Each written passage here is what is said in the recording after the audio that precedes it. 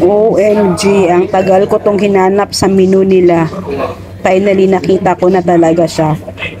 Ayan o, scrambled egg again with shrimp over rice. Tapos, with special soy sauce. Alam mo bang iba na masarap yung soy sauce nila? Hindi ko alam kung anong nilagay nila pero talagang masarap.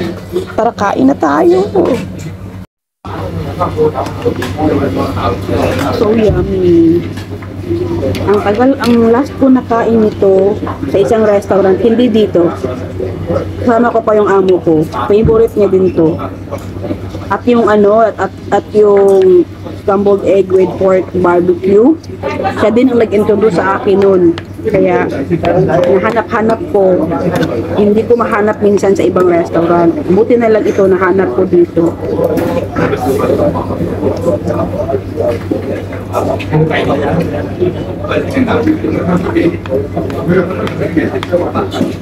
Hindi ko alam kung anong klaseng toyo ang nilagay nila sa ibabaw, pero masarap siya. Manamis-tamis na maalat-alat.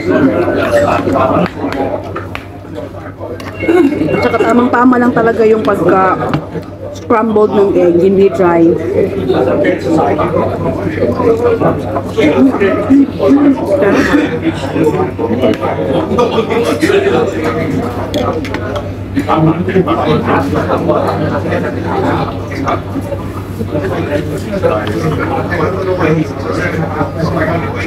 Diba, napakasimpleng ulam pero